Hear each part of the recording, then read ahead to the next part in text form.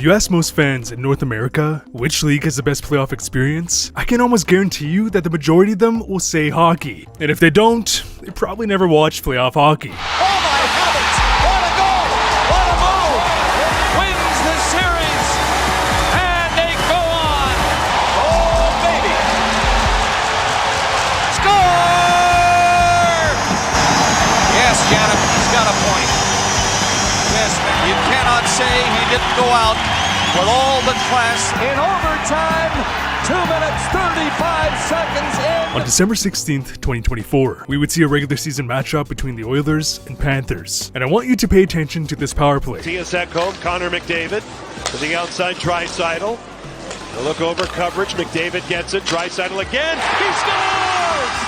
Did you notice anything interesting about this goal? Or perhaps the Florida penalty kill? As right here, Ekholm dishes the puck to Nugent Hopkins. Nuge passes it back to Ekholm, and instead of going back to the half wall, he would look over and notice that Draisaitl was sneaking into a tipping lane, if not backdoor option, where all of a sudden, there are now 3 Panthers sucked into their own net, as typically a team is only trying to assign 2 defenders net front, and use the other 2 high guys to apply pressure up top or on the half wall. Therefore, all of a sudden, Ekholm and McDavid have all the space in the world to make a play, as Ekholm then baits the defenseman to shift left, dishes it back to McDavid, where at this point, McDavid draws so much attention that the Panthers are scrambling, which allows Draisaitl to sneak away from the net into his one-timer spot. Now, Edmonton has arguably the 2 best players in the NHL, so their power play is always going to be dangerous, but we're talking about the defending Stanley Cup champions here, and their penalty kill was sloppy at best. And this right here is what's so fascinating about playoff hockey. In the regular season, it is nearly impossible to stay on top of game planning the other team's strategies. Teams try, of course. That's why they watch so much film, but when teams are constantly working on new plays, you can't really plan for something if you've never seen it. But by the time the playoffs come around, most teams are well aware of their opposition's top performing plays, specifically in Game 1, because in Game 1 of this year's Stanley Cup Final, after a back and forth game leading to OT, Edmonton would go on the power play. Also, first and foremost, I don't think people realize how invaluable it is to have a player who can cleanly break into the offensive zone with high efficiency. Like, this may not look alike, but holy, it's impressive, as McDavid single-handedly forced every Panther on the ice to cheat toward him, which opens up so much space for every other teammate. But okay, I want you to take a look at the Panthers' defensive pressure. It is impeccable. As Nugent Hopkins cycles it back to Bouchard, Brad Marchand instantly attacks the puck. This causes Bouchard to swing it back to Nuge, where Ekblad is ready to attack. Because when you have the right personnel playing in a tight system, this suffocating defense can single-handedly win a championship, as it then requires the opposition to think 4 steps ahead and create specific plays to counter this. However, the Oilers did, because seeing the pressure up top, Corey Perry is ready, he knew what to do, where he slides to the lower half wall.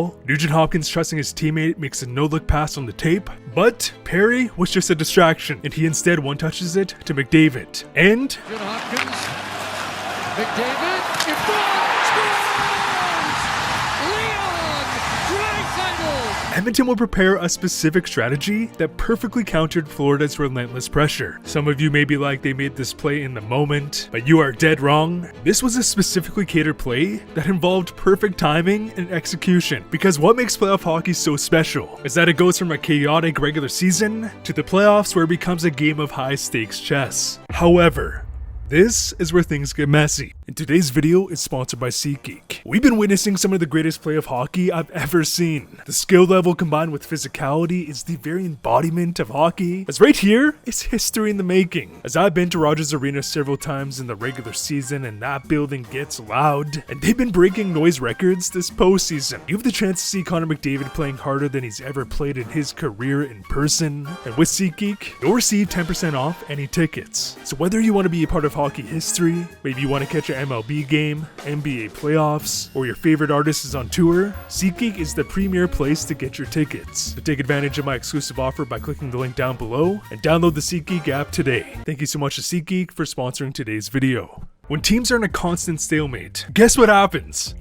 Players will do anything to gain an advantage, even if it means that their entire game is just being played in the gray area. You may have not even noticed it, but on this goal, Brad Marchand would quite literally slew foot to Bouchard on the zone entry. Sam Bennett goes, "Oh, you want to cross-check me in front of the net? Oops, I'm gonna fall on your goalie." Sam Bennett kicking away defenders' sticks to create wide open shooting lanes. Especially in the Stanley Cup Final, where we're watching the best hockey of the entire season. Players will do whatever it takes to gain any inch of an advantage. Players like Marchand, Bennett, Perry, Evander Kane would rather take these chances, although scummy, even if it leads to a penalty. Why? Because if they don't do it, it could be the difference between winning and losing. And if the refs aren't calling it, then why not? Because here's what's fascinating. Typically in the past, hell, the entire NHL timeline, we would see a lot less penalties in the playoffs. Why, you ask? It leads to much better physical and dramatic hockey. Entertainment. Over the hawk line in front, shooting. He just missed the far post, and he really paid the price. The shoulder. Yeah, and kind of left leaves his his feet too, a little bit. Letting players have more control of the game, letting those players police the game, is what made playoff hockey so wild. And some of you may be wondering, if putting away the whistle makes such great hockey, then why doesn't the NHL officiate like this all year round? And I mean, it's obvious. If the refs put away the whistle for an entire 82-game season plus playoffs, most teams would lose half their roster to catastrophic injury. It just is impossible. But here's the thing, us fans knew that there was less penalties, and so did the players. And because of this, players would begin to game the system to gain any advantage, even if it meant going way too far. Take Boston for example. Back in 2011, they bullied the Canucks the entire series. Many players were borderline suspension worthy, if not just straight up suspensions. Marchand penalty. Oh man, There's a little more there. you knew this was coming. You knew this was coming. But then, it would happen. The NHL would realize that players were taking advantage of the system, so much so it was having a big impact on the game. Thus, we would see a massive shift in playoff hockey, specifically when it comes to the Stanley Cup final, because after looking into the numbers, I would discover something shocking.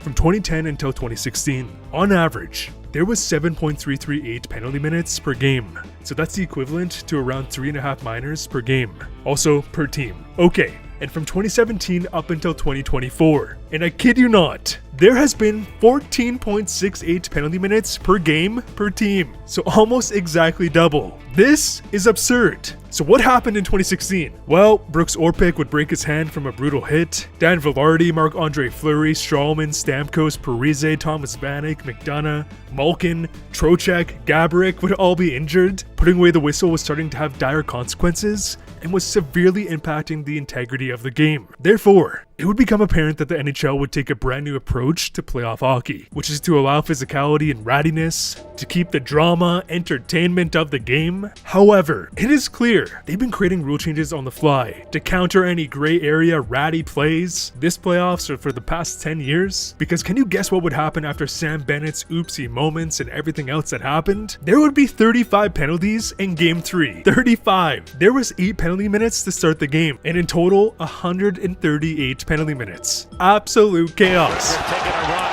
and oh yeah, now he just got a penalty. Frederick just cross-checked, and now Bennett's gonna get it. Now, unfortunately, the NHL doesn't actually show penalties in their highlight packs, so it's really hard for me to highlight specific penalties. But to summarize what we witnessed in Game 3, Edmonton was gaslit.